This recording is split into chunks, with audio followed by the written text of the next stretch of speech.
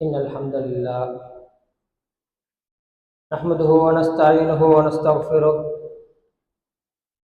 ونعوذ بالله من شرور أنفسنا ومن سيئات أعمالنا من يهده الله فلا مضل له ومن يضلله فلا هادي له. أما بعد فقال الله تعالى في القرآن الكريم بعد أعوذ بالله من الشيطان الرجيم بسم الله الرحمن الرحيم يا أيها الناس اتقوا ربكم الذي خلقكم من نفس واحدة وخلق منها زوجها وبث منهما رجالا كثيرا ونساء واتقوا الله الذي تساءلون به والأرحام إن الله كان عليكم رقيبا. وقال أيضا يا أيها الذين آمنوا اتقوا الله حق تقاته ولا تموتن إلا وأنتم مسلمون. وقال أيضا يا أيها الذين آمنوا اتقوا الله وقولوا قولا سديدا يصلح لكم أعمالكم ويغفر لكم ذنوبكم ومن يطع الله ورسوله فقد فاز فوزا عظيما. فإن أصدق الحديث كتاب الله وخير الهدي هدي محمد صلى الله عليه وسلم وشر الأمور محدثاتها وكل محدثة بدعة وكل بدعة ضلالة وكل ضلالة في النار. வார்த்தைகள் சிறந்தது, சரியானது அல்லாஹ்வின் வார்த்தை திருமறை குர்ஆன் என்றும் வழிகாட்டல்களிலே எல்லா இடங்களிலும் பின்பற்றக்கூடிய வழிகாட்டல் நபிகளார் ஸல்லல்லாஹு அலைஹி வஸல்லம் அவர்களுடைய சுன்னா வழிமுறை என்றும், விடயங்களிலே கெட்டது மோசமானது மார்க்கத்தில் எவைகள் எல்லாம் மார்க்கம் என்ற பெயரில் புதிதாக புகுத்தப்பட்டவைகள் அவைகள் என்றும், அவைகள் அனைத்தும் விதத்துக்கள் நூதன அனுஷ்டானங்கள், விதத்துக்கள் அனைத்தும் வழிகேடுகள் அனைத்தும் நாளை மறுமையில் ஒரு அடியானை நரகின் பக்கம் கொண்டு சேர்க்கும் என்ற நபிகளார் ஸல்லல்லாஹு அலைஹி வஸல்லம் அவர்களுடைய ஹதீஸை கூறியவனாக இந்த ஹுத்பா பிரசங்கத்தை ஆரம்பம் செய்கிறேன். அன்பார்ந்த இஸ்லாமிய சகோதரர்களே, அல்லாஹ்வின் நல்லடியார்களே, ஒரு மாதத்துக்கு முன்னால் நாம் ரமலானை அடையப் போகிறோம். அது சொர்க்கத்துக்கான அமல்களை செய்யக்கூடிய மாதம். அந்த மாதத்தில் நாம் நிறைய அமல்களை செய்ய வேண்டும். குர்ஆனை அதிகமாக ஓத வேண்டும். இரவு வணக்கங்களில் அதிகமாக நின்று வணங்க வேண்டும். அல்லாஹ்வை அதிகமாக ஞாபகப்படுத்த வேண்டும். இப்படி பல ஆசைகளோடும் பல எண்ணங்களோடும் பல அபிப்பிராயங்களோடும் திட்டங்களோடும் நாம் ரமலான் மாதத்தை வரவேற்றோம். இப்பொழுது அந்த காலங்களை கடந்து ரமலானுக்கு பிரியாவிடை கூறக்கூடிய இறுதி ஜும்மாவில் நான் நீங்களும் அமர்ந்து கொண்டிருக்கிறோம். அன்பார்ந்த இஸ்லாமிய சகோதரர்களே, அல்லாஹ்வின் நல்லடியார்களே, இப்படித்தான் இறைவன் மனிதர்களுடைய வாழ்க்கையை அமைத்து வைத்திருக்கிறார். வாழ்க்கை ஓட்டம் நலவு கருவிகள் இருந்து சுற்றி சுற்றி வரக்கூடிய மிக முக்கியமான வாழ்க்கை காலம். அது இறுதி நாள் நெருங்குகின்ற பொழுது இன்னும் மிக வேகமாக மிக அவசரமாக அந்த நாட்கள் கடந்து செல்லும் என்பதை இஸ்லாம் நமக்கு தெளிவாக சொல்லித் தருகிறதை பார்க்கிறோம். அன்பார்ந்த சகோதரர்களே, இந்த ரமலான் மாதத்தில் இறுதி கட்டத்தில் இருக்கிற நாங்கள் ரமலானோடு எங்களுடைய இபாதத்தில் நின்று விடாமல் நாம் ஓதிய குர்ஆன், நாம் தொழுத தொழுகைகள், ஜமாத்தோடு தொழ வேண்டும் என்பதற்காக நேரத்தாளத்தோடு பள்ளிக்கு வந்து சுன்னத்தான தொழுகையில் ஈடுபட்டு அதுக்காரர்களை ஓதி சுன்னத்தான தொழுகைகளுக்கு பின்னால் துஆக்களை கேட்ட சந்தர்ப்பங்கள், இப்படி எங்களுடைய பேச்சுவார்த்தையை பேணி வாயை கட்டுப்படுத்திய சந்தர்ப்பங்கள், ஹலாலான செயற்பாடுகளை சிறந்த முறையில் மேற்கொள்ள வேண்டும், ஹராமான விடயங்களிலிருந்து தவிர்த்து கொள்ள வேண்டும் என்ற நம்முடைய கட்டுப்பாடுகள், இவை அனைத்தும் ரமலானோடு மாத்திரம் நின்று விடாமல் ரமலானுக்கு பிற்பட்ட காலத்திலும் தொடர்ச்சியாக இருக்க வேண்டும் என்பதை இஸ்லாம் நமக்கு சொல்லித்தரக்கூடிய மிக முக்கியமான பயிற்சி, மிக முக்கியமான பாடம். நபிகளார் ஸல்லல்லாஹு அலைஹி வஸல்லம் அவர்கள் சொன்னார்கள், அஹப்புல் அமாலி இலல்லாஹ், அல்லாஹ் விரும்பக்கூடிய அமல், அல்லாஹ் நேசிக்கக்கூடிய அமல், எங்களை படைத்து பரிபாலிக்கக்கூடிய ரப்புக்கு மிக விருப்பமான அமல் கல்ல, அது குறைவாக செய்தாலும் தொடர்ச்சியாக இருப்பது அல்லாஹ்வுக்கு மிக விருப்பமான அமல். நாம் குர்ஆனை ஒவ்வொரு நாளும் ஒரு 5 அல்லது கொஞ்சம் ஓதினாலும் அது தொடர்ச்சியாக இருப்பது அல்லாஹ்வுக்கு மிக விருப்பமான அமல். ஆகவே ரமலானில் எம்மிடத்தில் இருந்த அமல்கள், நான் செய்த இபாதத்துக்கள் எங்களுடைய மௌத்து வரைக்கும், மரணம் வரைக்கும் தொடர்ச்சியாக இருப்பது எங்களுடைய அமல்களை அல்லாஹ் நேசிப்பதற்கு காரணமாக அமையும் என்பதை நாம் மறந்துவிடக் கூடாது. அன்பார்ந்த இஸ்லாமிய சகோதரர்களே, அல்லாஹ் நல்லதார்களே, ஏனென்றால் ரமலானோடு குர்ஆன் சுருங்கிவிடக் கூடாது. குர்ஆனை ஓதுவது, குர்ஆனை படிப்பது ரமலானோடு மாத்திரம் நின்றுவிடக் கூடாது.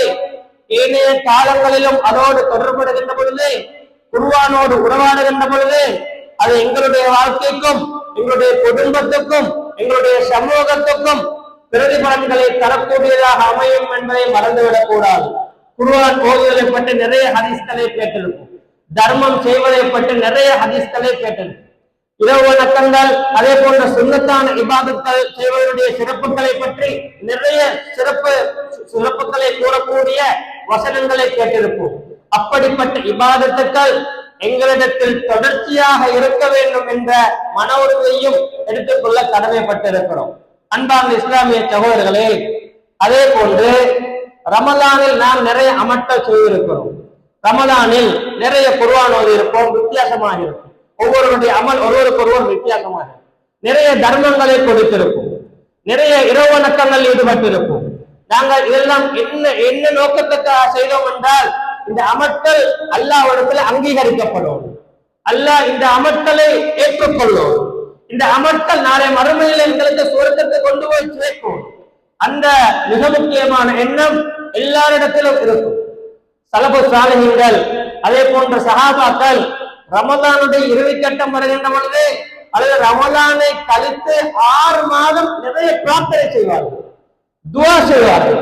என்ன துஆ என்றால், ரப்பனா தக்கப்பல் மின்னா இன்னக அன்த ஸமீஉல் அலீம், யா அல்லாஹ் நாங்க செய்த நல்ல மக்களை ஏற்றுக்கொள்ளும், கபூலியத்துக்காக பிரார்த்திப்பார்கள், அல்லது மன்றாடி பிரார்த்திப்பார்கள்.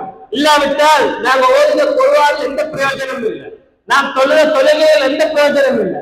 எல்லாம் அல்லாஹ்விடத்தில் அங்கீகரிக்கப்படும் என்பதில் சஹாபா தோழர்கள், சலபு சாலிஹீன்கள் மிக கவனமாக இருந்தார்கள்.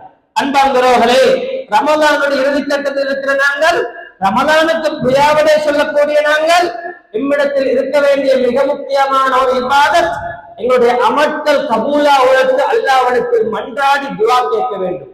அதே போன்று அமல்கள் கபூலாவுக்கு தடையாக இருக்கிற காரணிகளை கண்டறிந்து அவற்றிலிருந்து எம்மை திருத்திக் கொள்வதும் மிக முக்கியமான வணக்கம். அன்பார்ந்தவர்களே, நபிகளார் ஸல்லல்லாஹு அலைஹி வஸல்லம் அவர்கள் ஒரு நாள் கூறுகின்ற பொழுது, ஒவ்வொரு திங்களும் வியாழனும் ஒரு அடியானுடைய அமல்கள் அல்லாஹ்விடத்தில் எடுத்து காட்டப்படும்.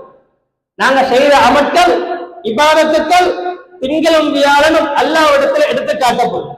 சிலருடைய அமல்கள் அல்லாஹ் என்ன செய்வா, கொஞ்சம் உடுங்கன்னு கட்டிடுவார். சிலருடைய அமல்களை அல்லாஹ் ஏற்றுக்கொள்ள மாட்டான். இவங்களை கொஞ்சம் டைம் கொடுப்போம், விட்டுருங்க விட்டுருங்க. மலக்குமார்கள் யோசிப்பாரு.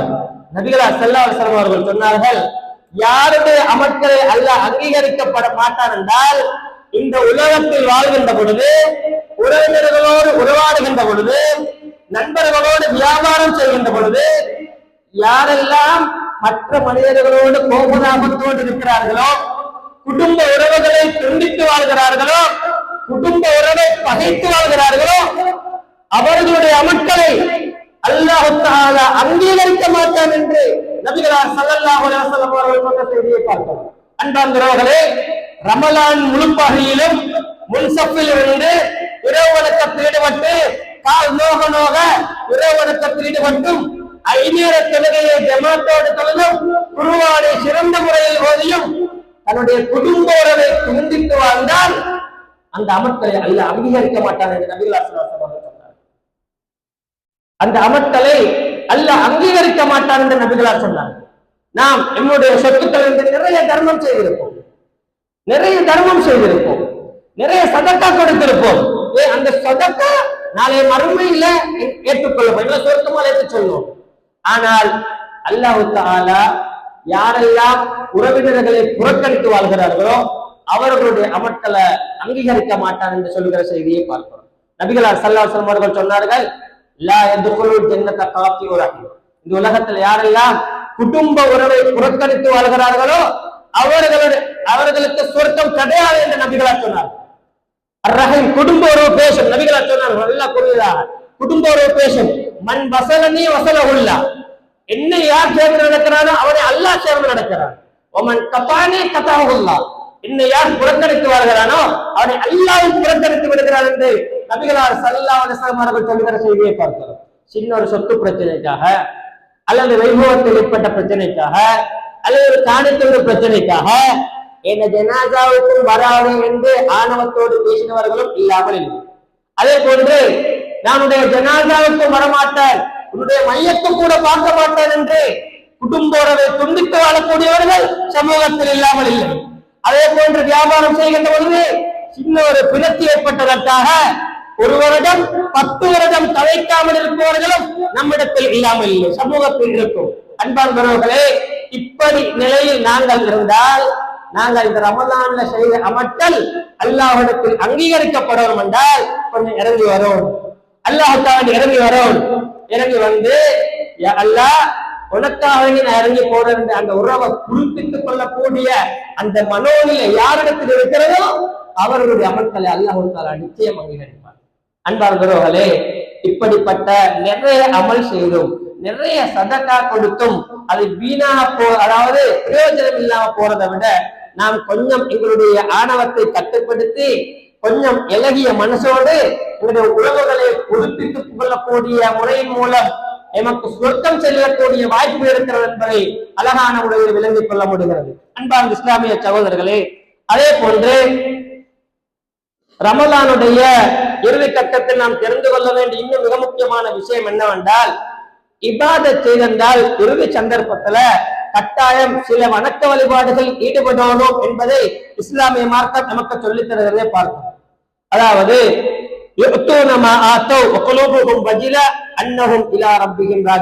அல்லாஹ் சூரத்துல் மூமினூன்ல 60வது வசனத்தில் சொல்றான், மூமின்கள் சதக்கா கொடுப்பார்கள். அவர்கள் என்ன எண்ணத்துல சதக்கா கொடுப்பார்கள் என்றால், நாளை மறுமையில நாங்க அல்லாஹ்விடத்துல போறோமே, அல்லாஹ்விடத்துல போற டைம் கிட்டவாகிட்டேன்னு நிறைய தர்மம் செய்வார். இபாதத்துக்களை செய்துட்டு அது கபூலாகணும் என்றால் மிக முக்கியமா இஸ்லாம் சொல்லித் தரக்கூடிய வழிகாட்டல் நாங்க செய்யற தர்மம். நாங்க அதாவது ரமலானுடைய மாதம் எப்படி குர்ஆனுக்குரிய மாதமா இருக்கிறதோ அதே போன்று சதக்காக்குரிய மாதம். சதக்காவை பற்றி இஸ்லாம் சொல்லுகின்ற பொழுது மனிதனுடைய மரண தருவாயில் கூட கொஞ்ச நேரம் டைம் கேட்பான். என்னுடைய சொத்துக்களை தர்மம் செஞ்சுட்டு நான் வாராண்டு மரண தருவாயில மனிதன் கேட்பான். இப்படி சதக்காவை பற்றி நிறைய சொல்லலாம். ஆனால் எங்களுடைய அமல்கள் அல்லாஹ்விடத்தில் அங்கீகரிக்கப்படுவதற்கு சதக்கா ஒன்று கொடுத்து துஆ கேட்கிறதும் இஸ்லாம் சொல்லித் தரக்கூடிய மிக முக்கியமான வழிகாட்டு. என்றால் சஹாபா தோழர்கள் சதக்காவில் ஆர்வமாக இருந்தாங்க. ஜகாத் என்று ஒன்று இருக்கு, சதக்கா என்று ஒன்று இருக்கு. அது படித்திருப்பீர்கள். ஜகாத் என்று சொன்னால் அது ஒரு படம் அளவு வரக்கூடிய செல்வந்தர்களுக்கு கடமை இவ்வளவுதான் வெளியாக்கும். உதாரணமா ஒரு அளவு இருக்கிறது, அந்த அளவு வந்தால் அந்த சொத்துக்களுக்கு மேலதிகமாக இருந்த அந்த எண்ணிக்கைக்கு மேலதிகமாக இருந்தால் ஒரு அளவு வெளியாக்கணும். அதாவது 100% அவங்க வெளியாக்கணும். வெளியாக்கி 8 கூட்டத்தார்கள் இஸ்லாம் அடையாளப்படுத்திக்கிறது. அந்த 8 கூட்டத்தார்களுக்கு தான் கொடுக்கும். ஜகாத் சொல்லிய பள்ளிவாயலுடைய பரிபாலன வேலைக்கு கொடுக்கலாம், ஜகாத் சொல்லிய பாடசாலையுடைய பரிபாலன வேலை கொடுக்கலாம். அந்த 8 கூட்டத்தார்கள் இஸ்லாம் அடையாளப்படுத்தி இருக்கிறதோ அவங்களை மட்டும்தான் கொடுக்கப்படணும், சரியான முறையில் கணக்கிட்டு கொடுக்கப்படணும். அப்படி இல்லாட்டி அந்த மனிதனுக்கு அந்த சொத்து ஹராம். அந்த சொத்து ஹராம். யாரெல்லாம் ஜக்காத்தை புறக்கணிக்கிறார்களோ நாளை மறுமையில் அவர்கள் காவிர்களாக எழுப்பாட்டப்படுவார்கள் என்று, மறுமையை நிராகரித்தவர்கள் என்று அல்லாஹ் தஆலா சொல்லி காட்டுகிறதை பார்க்கிறோம். அபூபக்கர் சித்திக் அவர்கள் யாரெல்லாம் ஜக்காத்தை புறக்கணிக்கிறார்களோ, கொடுக்க மறுக்கிறார்களோ அவங்களுக்கு எதிராக யுத்தம் செய்ய போனாங்க. அதாவது ஜக்காத்துக்கு அது 50 கடமைகள் ஒன்று. தொழுகை விட்டால் எப்படி ஒரு பாவமோ அது, அதே போன்று நோன்பை விட்டால் எப்படி அது ஒரு பெரும்பாவமோ, ஜக்காத்தை கொடுக்கலாட்டி அது பெரும்பாவம். அன்பார்ந்தவர்களே, ஜக்காத்துக்கு தகுதியானவர்களாக நாங்கள் இருந்தால் அதை கண்டறிந்து எங்களுடைய சொத்துக்கள் இருந்து அதை வெளியாக்குவது கடமை, அதை பாவிப்பது பயன்படுத்துவது எங்களுக்கு ஹராம். சதக்கா என்பது நபிகளார் ஸல்லல்லாஹு அலைஹி வஸல்லம் சொன்னார்கள். அதாவது ஒரு அடியானுக்கு வலது பக்கம் இடது பக்கம் நரகம் காட்டப்பட்டுக் கொண்டிருக்கும் பொழுது நபிகளார் சொன்னார்கள், இத்தகுன்னார் பலோபிஷிக்கு தம்புறது, பேரித்தம்பலத்தை பல பகுதிகளாக பிரித்து அதில் ஒரு பகுதியை தர்மம் செய்தாவது நரகத்தை பயந்து கொள்ளுங்கள் என்றார். எல்லோருக்கும் செய்ய முடியுமான இபாதத் சதகா. தபூக் யுத்தத்தில் நபிகளார் ஸல்லல்லாஹு அலைஹி வஸல்லம் அவர்கள் அழைப்பு விடுக்கிறார்கள், யாரெல்லாம் இந்த படையை தயார் செய்வதற்கு தர்மம் செய்கிறார்களோ அவர்களுக்கு பன்மடங்கு கூலிகள் இருக்கின்றன என்று சொல்லுகிறார்கள். இரண்டு கரங்களும் முடமான நபித்தோல். எனக்கு இதை கொடுக்கறதுக்கு ஒன்றும் இல்லை என்று ஒரு யகூதி பெண்ணிடத்துல போய் எனக்கு தொழில் தாங்கன்னு கேட்டாங்க. உனக்கு நான் எப்படி தொழில் தரதுக்கு என்று ஏல நம்ம பேச இல்ல, நீங்க என்ன தொழில் தாங்க, நான் செய்வேன் என்றார். அப்ப இவரு ஒரு நாள் முழுவதும் அந்த யகூதி பெண்ணின் தோட்டத்தில் இருக்கக்கூடிய அத்துணை பேரித்த மரங்களுக்கும் கிணற்றிலிருந்து நீரை எடுத்து தன்னுடைய தோல் பூஜத்தினாலும் தன்னுடைய வாயினாலும் கவ்வி கிணற்றிலிருந்து நீரை எடுத்து ஒரு நாள் முழுவதும் நீர் பாய்ச்சினார்கள். அதாவது ஒரு கைப்பிடி பேரித்த பழம் கூலியாக கொடுக்கப்படுகிறது. அந்த பேரித்த பழத்தை நபிகளார் ஸல்லல்லாஹு அலைஹி வஸல்லம் அவருடைய மடியில் கொட்டி, யார சொல்லலாம், என்னால் செய்ய முடியுமான சதக்கா இது என்றார். அன்பார்ந்தவர்களே, சதக்காவில் ஆர்வம் கொண்ட சஹாபாக்கள் அவங்க செஞ்ச அமல்கள் அல்லாஹ்விடத்தில் அங்கீகரிக்கப்படணும் என்றால் சதக்கா கொடுப்பது என்பது, தர்மம் செய்வது என்பது மிக முக்கியமான பரிகாரம். அதனாலதான் இஸ்லாம் ரமலானுடைய கடைசி பகுதியில் ஜக்காத்துல் ஃபித்ரை கடமையாக்கி இருக்கிறது. நாங்க செஞ்ச நோன்புல குறைகள் இருந்தாலும் நிவர்த்தி செய்யப்படணும். அதே போன்று நாங்க செஞ்ச நோன்புல குறைபாடுகள் எல்லாம் துப்புரவாகும். அதுக்குதான் ஜக்காத்துல் ஃபித்ரை இஸ்லாம் கடமையாக்கிறதை பார்க்கிறோம். அதை இறுதி பகுதியில் சொல்கிறேன். இப்படி எங்களோட அமல்கள் அல்லாஹ்விடத்தில் அங்கீகரிக்கப்படும் என்றால் சதக்கா கொடுத்து துஆ கேட்கிறது என்பது மிக முக்கியமான வழிகாட்டல் என்பதை மறந்துவிடக் கூடாது. ஆகவே அன்பார்ந்தவர்களே, யாருக்கும் சதக்கா கொடுக்கலாம். நபிகளார் ஸல்லல்லாஹு அலைஹி வஸல்லம் சொன்னார்கள், மா நகஸ ஸதகத்துன் மின் மால், நீங்க கொடுக்கிற தர்மம் உங்களுடைய வாழ்க்கையில் குறைவை ஏற்படுத்த மாட்டாது என்றார். ஒரு குறைவு தான், ஒரு 1000 ரூபாயில 100 கொடுத்தா 900 ரூபாய் தான், குறைவுதான். ஆனால் நபிகளார் சொன்னார்கள், குறைவை ஏற்படுத்த மாட்டாங்க. ஏன் எங்க நம்பிக்கை? நாங்க அல்லாஹ்வை காணாமத்தான் நம்பிக்கிறோம், ரசூல்மார்களை காணாமத்தான் நம்பிக்கிறோம். நபிகளார் குறைய மாட்டாது என்றால் நாங்கள் நிறைவாக தர்மம் செய்யக்கூடியவர்களாக இருக்க வேண்டும் என்பதை மறந்துவிடக் கூடாது. ஆகவே தர்மங்களை அதிகமாக கொடுத்து கபூலியத்துக்காக பிரார்த்திப்பதும் இஸ்லாத்தின் மார்க்கத்தின் மிக முக்கியமான வழிகாட்டல் என்பதை மறந்துவிடக் கூடாது.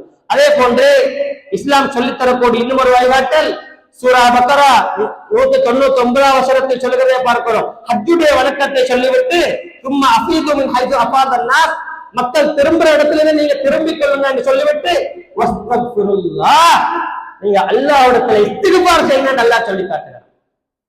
அல்லாஹ்விடத்துல இஸ்திக்பார் செய்யுங்க என்று அல்லாஹ் தஆலா சொல்லி காட்டுகிற செய்தியை பார்க்கிறோம்.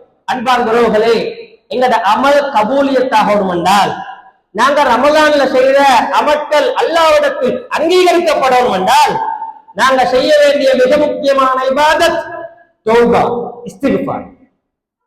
அதாவது எங்களுடைய வாழ்க்கையில செய்த பாவங்களை நினைத்து அல்லாஹ்விடத்தில் மன்றாடி, நாம் செய்த குற்றங்களை நினைத்து பட்டியலிட்டு அல்லாஹ்விடத்தில் எடுத்துச் சொல்லி அல்லாஹ்வுக்காக கண்ணீர் வடித்து அல்லாஹ்விடத்தில் தௌபா செய்வது எங்களுடைய அமல்கள் அங்கீகரிக்கப்படுவதற்கான இஸ்லாம் சொல்லித் தரக்கூடிய மிக முக்கியமான வழிகாட்டு. அன்பார்ந்த இஸ்லாமிய சகோதரர்களே, நிறைய அமல்களை செய்திருப்போம், நிறைய குர்ஆன் ஓதி இருப்போம், நிறைய தொழுகைகளை தொழுதிருப்போம். இப்படிப்பட்ட இறுதியான இந்த சந்தர்ப்பத்தில் நாம் செய்ய வேண்டிய மிக முக்கியமான இபாதத் தௌபா, இஸ்திக்பார் என்பதை மறந்துவிடக் கூடாது. ஒவ்வொருவரும் தாம் செய்த பாவத்தையும் அதற்கு ஒரு நரகத்தில் கிடைக்கப்படக்கூடிய தண்டனையும் படித்தால், அதை பற்றி ஞாபகித்தால் உண்மையான ஒரு முஸ்லிம் நிச்சயம் கண்கலங்குவான் என்பதை மறந்துவிடக் கூடாது. ஆகவே இஸ்திக்பார் செய்து அந்த இபாதத்தை அங்கீகரிக்கப்படக்கூடிய சந்தர்ப்பத்தையும் ஏற்படுத்திக் கொள்வது மிக முக்கியமான வணக்கமாகவும் இஸ்லாம் சொல்லித்தரக்கூடிய வழிகாட்டலாகவும் இருக்கிறது. அன்பார்ந்த இஸ்லாமிய சகோதரர்களே, அதே போன்று எங்களுடைய அமர்த்தல் கபூலியத்துக்காக நாங்க நிறைய துவா கேட்கணும் என்பதை விட இந்த ரமதான் மாதத்தில் நோன்பை நோற்றுவிட்டு அழகான முறையில் அதை வழியனுப்புவதற்காக இஸ்லாமிய மார்க்கம் பெருநாள் தினத்தை எமக்கு சொல்லித் தருகிறதை பார்க்கணும். மதீனாவுல யகூதிகள் 2 தினங்களை சிறந்த தினங்களாக கொண்டாடி கொண்டிருந்தார்கள். நபிகளார் ஸல்லல்லாஹு அலைஹி வஸல்லம் அவர்கள் வந்த பிறகு இதை விட 2 தினங்களை நாங்கள் உங்களுக்கு சிறப்பானதாக எடுத்து தருகிறோம் என்று கொண்டாடப்படக்கூடிய தினங்களாக யௌமுல் ஃபித்ர் வ யௌமுன் நஹர், அதாவது ஹஜ் பெருநாள் தினத்தையும் நோன்பு பெருநாள் தினத்தையும் இஸ்லாமிய மார்க்கம் எமக்கு கடமையாக சொல்லித் தருகிறதை பார்க்கிறோம். அன்பார்ந்த இஸ்லாமிய சகோதரர்களே, ரமலான் முழுவதிலும் பக்குவமாக இருந்துவிட்டு, ரமலான் முழுவதிலும் அல்லாஹ்வுக்கு கட்டுப்பட்டு வாழ்ந்துவிட்டு, ரமலான் முழுவதிலும் அல்லாஹ்வை இணைத்து இறையச்சத்தோடு வாழ்ந்துவிட்டு பெருநாள் தினத்தோடு அது முற்று பெறுவதென்றால், அது துண்டிக்கப்படுவதென்றால் எம்மை போன்ற துப்பாக்கியசாலிகள் யாருமே இல்லை. ஆகவே பெருநாள் தினத்துல இஸ்லாம் என்ன வழிகாட்டலை சொல்லி தந்திருக்கிறதோ அந்த வழிகாட்டல்களை தேடி படித்து பெருநாள் தினத்தையும் சந்தோஷமாக இபாதத்தோடு கழிக்கக்கூடிய பழக்க வழக்கத்தையும் ஏற்படுத்திக் கொள்ள வேண்டும். நபிகளார் ஸல்லல்லாஹு அலைஹி வஸல்லம் அவர்கள் பெருநாள் தினம் வருகின்ற பொழுது பெருநாள் தொழுகைக்காக திடலுக்கு செல்லும்படி சுண்ணாவாக சொல்லி தந்திருக்கிறார்கள். எந்த அளவுக்கு என்றால் உம்மு அத்தியா ரலியல்லாஹு அவர்கள் சொல்கிறார்கள், உமிர்னா அதாவது நாங்கள் திடலுக்கு பெருநாள் தொழுகைக்கு செல்வதற்கு ஏவப்பட்டோம் என்றார்கள்.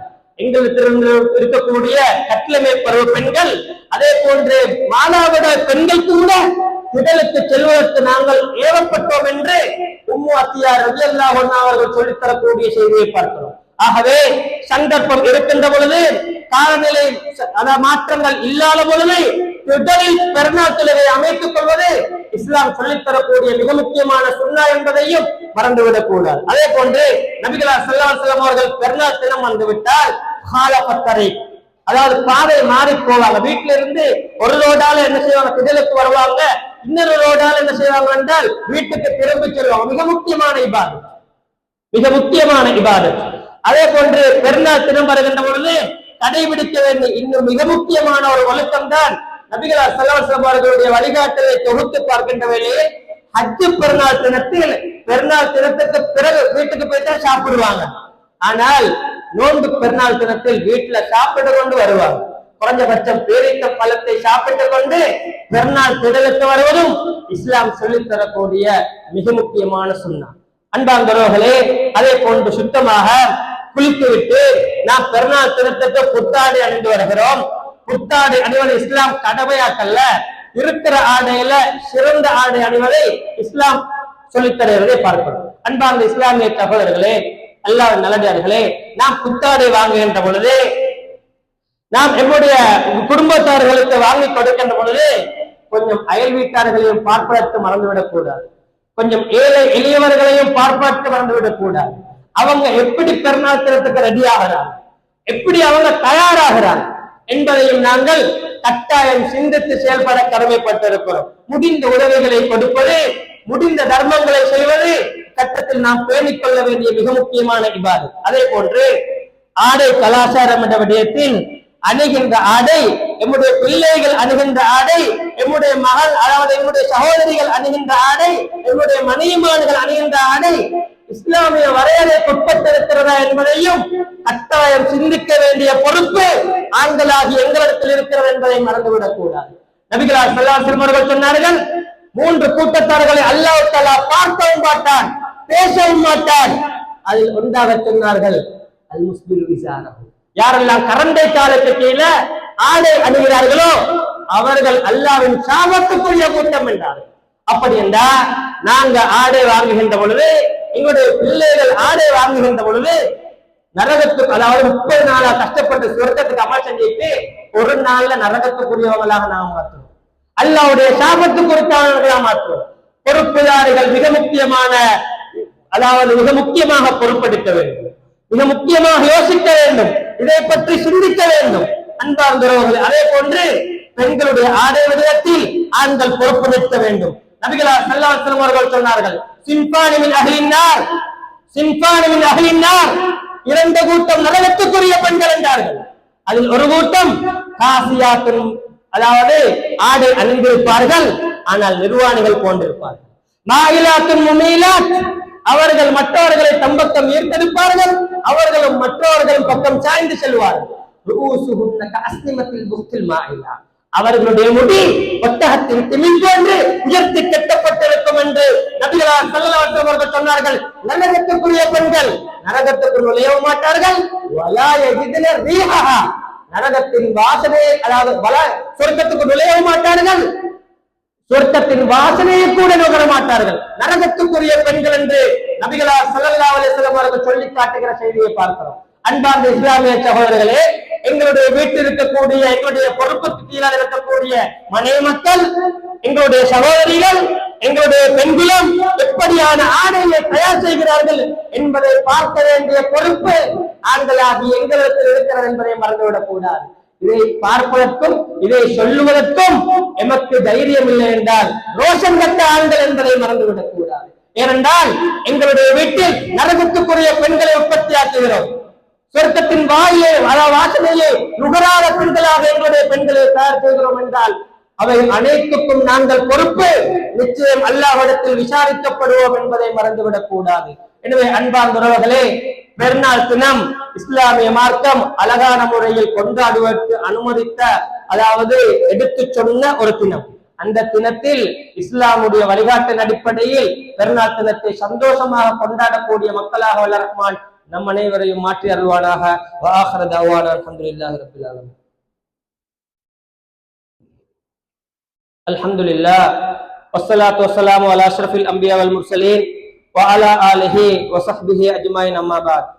அன்பார்ந்த இஸ்லாமிய சகோதரர்களே, அல்லாஹ்வின் நல்லடியார்களே, ரமலானுடைய ரமலான் மாதத்தில் இறுதி ஜும்மாவில் இருக்கக்கூடிய நாங்கள் ரமலானுக்கு பிரியாவிடை கொடுப்பதற்கு தயாராகி கொண்டிருக்கிற நாங்கள் நாம் செய்த அமத்கள், நாம் செய்த நல்லமட்கள், இபாதத்துக்கள் அல்லாஹ்விடத்தில் அங்கீகரிக்கப்பட வேண்டும் என்பதற்காக கட்டாய பிரார்த்தனை செய்ய வேண்டும். அமட்கள் அங்கீகரிக்கப்படுவதற்கு தடையாக இருக்கிற காரணிகளை கண்டறிந்து அவற்றிலிருந்து நாம் பாதுகாப்பு தேட வேண்டும், தவிர்ந்து கொள்வதற்கு முயற்சிக்க வேண்டும். என்பதை போல ரமலானுக்கு அடுத்ததாக இருக்கக்கூடிய பெருநாள் தினத்தையும் சந்தோஷமான முறையில் இஸ்லாமிய வழிகாட்டல் அடிப்படையில் கழிக்க வேண்டும் என்பதையும் சில விடயங்களை கொண்டு ஞாபகப்படுத்தினேன். அதே போன்று இந்த சந்தர்ப்பத்தில் இன்னும் ஞாபகப்படுத்தப்பட வேண்டிய சில விஷயங்கள் என்னவென்றால், ஒன்று ஜகாத்துல் ஃபித்ர். நபிகளார் ஸல்லல்லாஹு அலைஹி வஸல்லம் அவர்கள் சொன்னார்கள், அதாவது அனைவருக்கும் ஜகாத்துல் ஃபித்ர் என்ற இபாதத்தை இஸ்லாம் கடமையாக்கி இருக்கிறதை பார்க்கிறோம். சுருக்கமா ஹதீஸ்களை தொகுத்து சொன்னால், ஜகாத்துல் ஃபித்ர் யார் கொடுக்க வேண்டும் என்றால், பெருநாள் தினத்துல யாருக்கு உத்தரவாதம் இருக்குது, பெருநாள் தின அந்த செலவுகள் போக யாரு அந்த மேல்மிச்சமாக செலவு இருக்குதோ, மேல்மிச்சமாக பொருளாதாரம் இருக்குதோ, அவங்க எல்லாம் ஜகாத்துல் ஃபித்ர் கொடுப்பது கடமை. அவங்க எல்லாரும் ஜகாத்துல் ஃபித்ர் கொடுப்பது கடமை. ஜகாத்துல் ஃபித்ர் யாருக்கு கொடுக்கணும் என்றால் ஏழைகள், அதாவது பெருநாள் தினத்தை கூட சந்தோஷமாக கழிக்க முடியாத கஷ்டத்தில் இருக்கக்கூடியவர்களுக்கு கொண்டு போய் ஜகாத்துல் ஃபித்ர் நாங்க என்ன செய்யணும், கட்டாயம் கொண்டு போய் சேர்க்கணும். ஒவ்வொருவருக்கும் கொடுக்கணும். சில உலமாக்கள் சொல்லிக்கிறாங்க, வயிற்றில் இருக்கக்கூடிய சிசுவின் பேரிலும் ஜகாத்துல் ஃபித்ர் கொடுக்கப்படும். எங்க பிள்ளை நோன்பு பிடிக்கிறல்ல, 1 வயசு 2 வயசு நோன்பு பிடிக்கிறல்ல, ஜகாத்துல் ஃபித்ர் கொடுக்க தேவையில்லைன்னு இல்லை, அவங்களோட பேரிலும் ஜகாத்துல் ஃபித்ர் கொடுக்கப்படும். வீட்டின் பொறுப்புதாரிகள் எங்க வீட்டுல 4 பேர் இருந்தால் 4 பேருக்கு என்ன செய்யணும், ஜகாத்துல் ஃபித்ரை கணக்கிட்டு கட்டாயம் கொடுக்கப்பட வேண்டும். எதுல இருந்து கொடுக்கணும்டா, நாங்க அதிகமாக பயன்படுத்துற தானியத்திலிருந்து கொடுக்கணும். நாங்க பயன்படுத்துற தானியம் அரிசி, நாங்க பயன்படுத்துற அரிசியிலிருந்து கொடுக்கப்படும். என்னென்றால் நாங்க விலை உயர்ந்த அரிசி நாங்க என்ன செய்யறோம், நாங்க சாப்பிடுறோம். ஆனா ஜகாத்துல் ஃபித்ர் கொடுக்க போக்கல லோ குவாலிட்டியில் இருக்கக்கூடிய அரச குறையத்தை என்ன செய்யற, ஜகாத்துல் ஃபித்ர் கொடுக்கிறார். இஸ்லாம் அனுமதித்த விடயம் அல்ல. இஸ்லாம் இப்படியான சட்டத்தை சொல்லவில்லை. நாம் பயன்படுத்துற அரிசி, நாம் பயன்படுத்துற தானியத்திலிருந்து 2.5 கிலோ என்ன செய்யணும், ஒருத்தருக்கு கொடுக்கப்படும். அதாவது 2 பேர் என்றால் அதன் 5 கிலோ என்ன செய்யணும், கொடுக்கப்படும். இப்படி வீட்டின் பொறுப்புதாரிகள், குடும்பத்தின் பொறுப்புதாரிகள் கண்டறிந்து ஜகாத்துல் ஃபித்ரை நிறைவேற்றுவது ஒவ்வொருவருக்கும் கடமை என்பதை இஸ்லாமிய மார்க்கம் நமக்கு சொல்லித் தருகிறதை பார்க்கிறோம். ஏன் இந்த கடமை இஸ்லாம் கடமையாக்கிறது என்றால், துஹ்ரத்துல் லிஸ்ஸாயிமீன் வ துஹ்மத்துல் லில் மசாக்கீன் இஸ்லாம் சொல்லித் தருகிறதை பார்க்கிறோம். நாங்க நோன்பு நோட்டு இருப்போம், அந்த நோன்புல சில தவறுகள் நடந்திருக்கும், சில குறைபாடுகள் இருந்திருக்கும், சில அதாவது பிழைகள் நடந்திருக்கும். அந்த பிழைகள் எல்லாம் துப்புரவாகி அந்த அமல் அல்லாஹ்விடத்தில் நேர்த்தியான முறையில அங்கீகரிக்கப்படணும் என்பதற்காகவும் ஏழை எளியவர்களும் பெருநாள் தினத்தில் சந்தோஷமாக இருக்க வேண்டும் என்பதற்காகவும் இந்த இபாதத்தை வணக்கத்தை இஸ்லாமிய மார்க்கம் எமக்கு கடமையாக்கி இருக்கிறதை பார்க்கிறோம். இது எப்ப கொடுக்கணும் என்றால் ஷவ்வால் பிறை அதாவது தென்பட்ட பிறகு, இன்றைக்கு நாளைக்கு பிறந்தால் என்றால் நாங்க இன்றைக்கு மகரபுக்கு பிறகு என்ன செய்யணும், ஜகாத்துல் ஃபித்ரை கொண்டு போய் சேர்க்கணும். சில சஹாபாக்களுடைய அறிவிப்பின்படி ஒரு நாள் அல்லது 2 நாளைக்கு முன்னுக்கும் அவங்க ஜகாத்துல் ஃபித்ரை கொடுத்ததாக பல செய்திகள் வருகிறதை பார்க்கிறோம். ஆகவே முடியுமான அளவு ஷவ்வால் முதலாவது பிறையிலிருந்து ஆரம்பித்து பெருநாள் தொழுகைக்கு முன்னால் கொடுக்கப்பட வேண்டும். பெருநாள் தொழுகைக்கு பின்னால கொடுத்தால் அது ஜகாத்துல் ஃபித்ராக மாறாது, அது வேறுமனே ஒரு சதக்காவாக மாறும் என்பதையும் இஸ்லாமிய மார்க்கம் சொல்லித் தருகிறதை பார்க்கிறோம். ஆகவே ஜகாத்துல் ஃபித்ர் என்ற இபாதத்தையும் தெளிவான முறையிலும் நேர்த்தியான முறையிலும் செய்யக்கூடிய பாக்கியத்தை வல்ல ரஹ்மான் அனைவருக்கும் தந்தரல வேண்டும். அதே போன்று நபிகளார் ஸல்லல்லாஹு அலைஹி வஸல்லம் அவர்கள் ரமலானுடைய காலம் கழிந்த பின்னால் இன்னும் மிக முக்கியமான இபாதத்தையும் சொல்லி தந்திருக்கிறார்கள். நபிகளார் சொன்னார்கள், மன்சாம அதாவது சித்தம் மின் ஷவ்வால், ரமலானுக்கு அடுத்து வரக்கூடிய ஷவ்வாலுடைய மாதத்தின் 6 நோன்புகளை யார் நோக்கிறார்களோ கான கஃபியாமித் தஹர், காலமெல்லாம் நோன்பு நோட்டு நன்மைகளை பெற்றுக் கொள்வார் என்று நபிகளார் ஸல்லல்லாஹு அலைஹி வஸல்லம் அவர்கள் சொல்லித் தருகிற செய்தியை பார்க்கிறோம். ஆகவே அன்பார்ந்தவர்களே, நோன்புக்கு இந்த ரமலானோடு முற்றுப்புள்ளி வைக்காமல் ரமலானுக்கு அடுத்தபடியாக வரக்கூடிய ஷவ்வாலுடைய 6 நோன்பையும் நோட்டு அந்த நன்மையும் பெற்றுக் கொள்ளக்கூடிய மக்களாக நாம் மாற வேண்டும் என்பதும் இஸ்லாமிய மார்க்கம் சொல்லித் தரக்கூடிய மிக முக்கியமான வழிகாட்டல். இது ஒரு சந்தேகம் இருக்கிறது என்னென்றால், ஷவ்வாலுக்கு அடுத்ததாக வரக்கூடிய தொடர்ந்து 6 நோன்பை நோக்கணுமா அல்லது ஷவ்வால் மாதத்தில் 6 நோன்பை நோட்டுக் கொள்ளையுமா என்றால் இஸ்லாத்தின் வழிகாட்டின் அடிப்படையில் ஷவ்வால் மாதத்துல விட்டு சரி, தொடர்ந்து சரி. எப்படியோ ஷவ்வால் மாதத்துல 6 நோன்புகளையும் நோற்றால் கான கஃபியாமித் தஹர், காலமெல்லாம் நோன்பு நோட்டு நன்மையை பெற்றுக் கொள்ளலாம் என்று உலமாக்கள் விளக்கம் சொல்லித் தருகிறதை பார்க்கிறோம். அதே போன்று அன்பார்ந்த சகோதரர்களே, இப்பொழுது ரமலானுக்கு பிரியாவிடை நிலைமையில் இருக்கக்கூடிய நாங்கள், ரமலானை வலியுறுத்துவதற்கு தயாராக இருக்கக்கூடிய நாங்கள் 2 பிரிவினர்கள் ஒரு பிரிவினாக இருப்பார். ஒன்று எப்படி இருப்போம் என்றால், இந்த ரமலானை நாங்க பயன்படுத்தலே, இந்த ரமலான்ல நாங்க இபாதத் செய்யலே, என்னென்ன நினைத்தோம் ஆனா நடந்தது வேறு என்று யோசிக்கக்கூடியவர்களும் இல்லாமல் இல்லை. இவங்களுக்கு செய்யக்கூடிய உபதேசம் என்னவென்றால், அல்லாஹ் ரமலானத்தான் எங்களிடத்திலிருந்து வழி அனுப்புகிறானே ஒழிய எங்களை இன்னும் இந்த உலகத்திலிருந்து வழி அனுப்பல, எங்களை இன்னும் மௌத்தாக்கல்ல, எங்களுக்கு இன்னும் வாழக்கூடிய பாக்கியத்தை அல்லாஹ் தந்திருக்கிறார். ஆகவே நாங்க திரும்பி இபாதத்துக்கு எங்களை அர்ப்பணித்து உண்மையான முஸ்லிமாக வாழ்வதற்கு இன்னும் அல்லாஹ் தஆலா எங்களுக்கு சந்தர்ப்பத்தை வழங்கி இருக்கிறார். திருந்த வேண்டும், அதாவது இஸ்லாம் சொல்லிக் காட்டக்கூடிய அடிப்படையில் வாழ வேண்டும், குடும்ப உறவினர்களை சேர்ந்து நடக்க வேண்டும், ஹராமான விடயங்களை விட்டும் தவிர்த்து கொள்ள வேண்டும், ஹலாலான முறையில் எங்களுடைய வாழ்க்கையை அமைத்துக் கொள்ள வேண்டும் என்பதற்கு இஸ்லாம் எமக்கு இன்னும் சந்தர்ப்பத்தை வழங்கி இருக்கிறார் என்பதை மறந்துவிடக் கூடாது. இன்னும் ஒரு பிரிவினர் இருப்பார்கள், நிறைய அமல் செய்திருப்பார்கள், நிறைய இபாதத்தில் ஈடுபட்டு இருப்பார்கள், இரவு முழுவதும் நின்று வணங்கி இருப்பார்கள், 1 அல்லது 2 பல குர்ஆன்கள் ஓதிருப்பார்கள். இவர்களுக்கு செய்யக்கூடிய உபதேசம் என்னவென்றால், அது நானாக இருந்தாலும் நீங்களாக இருந்தாலும் யாராக இருந்தாலும் இஸ்லாம் சொல்லித் தரக்கூடிய உபதேசம் என்னவென்றால், திருப்தி அடையக்கூடாது. இந்த அமல்கள்ல நாங்க திருப்தி அடையக்கூடாது. மாஷா அல்லாஹ் அமல் செஞ்சோம், நாங்க நிறைய அமல், இதுகளே போதும், இதுகளே சொர்க்கம் போகிறதுக்கு போதும், ஒரு நாளும் திருப்தி அடையக்கூடாது. அமல்ல இபாதத்துல திருப்தி அடையக்கூடாது. எவ்வளவு செய்யணுமோ அவ்வளவு செய்யணும். சொர்க்கத்தை கொண்டு நன்மாரை கூறப்பட்ட 10 சஹாபாக்கள் அமல்களில் திருப்தி அடைந்தார்களா? தொடர்ந்து அமல் செய்தார்கள். பலர் இந்த இஸ்லாத்துக்கு உயிர் தியாகம் செய்தார்கள். ஏற்கனவே அவங்களுக்கு சொர்க்கம் ரெக்கமெண்ட் பண்ணிட்டு, சொர்க்கம் என்று சொல்லப்பட்டுச்சு. முன்பின் பாவம் மன்னிக்கப்பட்ட நபிகளார் ஸல்லல்லாஹு அலைஹி வஸல்லம் அவர்கள் நிறைய இஸ்திக்பார் செய்வார்கள், அவங்களுக்கு சொர்க்கம் உறுதி. ஆனா நிறைய அமல் இரவு நின்று வணங்குவார்கள், கால் கடுக்க இபாதத்தில் ஈடுபடுவார்கள். அன்பார்ந்தவர்களே, அமல்களில் நாங்கள் ஒருபோதும் திருப்தி அடையக்கூடாது. அந்த அமல்களை மற்றவர்களுக்கு சொல்லிக் காட்டவும் கூடாது. அந்த அமல் தொடராகவும் மௌத்து வரங்காட்டம் இருப்பதற்கு நாங்கள் எங்களை பக்குவப்படுத்திக் கொள்ள வேண்டும். மரணம் வரைக்கும் அந்த இபாதத்களில் வணக்க வழிபாடுகளை ஈடுபடுவதற்கு நாம் முயற்சிக்க வேண்டும். அதற்கு வல்ல ரஹ்மானிடத்தில் கட்டாய பிரார்த்திக்க வேண்டும். எனவே அன்பார்ந்த இஸ்லாமிய சகோதரர்களே, இந்த ரமலானை நாங்கள் எப்படி சிறந்த முறையில் பயன்படுத்தினோமா இல்லை என்பதை விட இதற்கு பின்னால் உள்ள காலத்தை சிறந்த முறையில் பயன்படுத்தி எப்படி நாங்கள் இந்த இடத்தில் ஒன்றாக இருக்கிறோமோ அதே போன்று நாளை மறுமையில் ஜன்னத்துல் ஃபிர்தௌஸ் என்ற மேலான சொர்க்கத்தில் முத்தகீன்களோடு, சுஹதாக்களோடு, நபிமார்களோடு, சாலிஹான மக்களோடு வல்ல ரஹ்மான் நம் அனைவரையும், நம்முடைய குடும்பத்தார்களையும், ஒட்டுமொத்த இஸ்லாமிய சமூகத்தையும் ஒன்று சேர்த்தருள்வானாக. وآخر دعوانا الحمد لله رب العالمين. أقول قولي هذا أستغفر الله لي ولجميع المسلمين.